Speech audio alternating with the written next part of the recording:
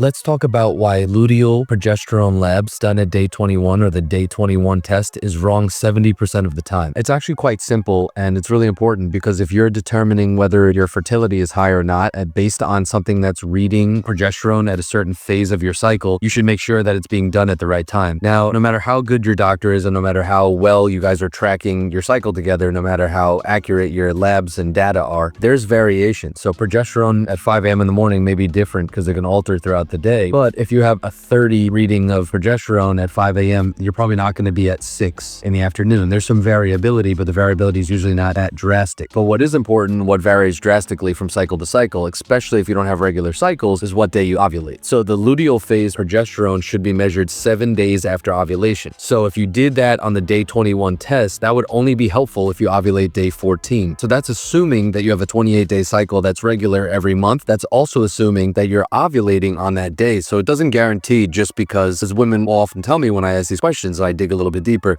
oh, well, I definitely have a period every 28 to 30 days. I'm very regular. And I'm like, that doesn't mean you ovulate at the same time. And they're like, well, how? It's 28 days. Well, it could be the difference of 2 days, which could make all the difference, or 3 days. So if you ovulate day 14 and you know it because you have a definitive LH spike and all the symptoms associated with it, which are really important to let you know, like having a strong ovulatory cycle and a strong LH peak, then yes, 7 days past day 14 could be a really accurate reading of your luteal progesterone. But what if you just ovulate 3 days later and you ovulate on day 17 and you still get your cycle on day 28 or day 29, your period, but you ovulated 2 or 3 days later? That just means that your progesterone was actually shorter. It didn't go a full 11 days, for example. And the second half of the cycle, that mid-luteal and that progesterone surge portion of the cycle before you get closer to your premenstrual timing and the hormones and how they fluctuate around that few days at the end of your period, would be misleading. And so in this case, 70% of the day 21 tests are actually inaccurate.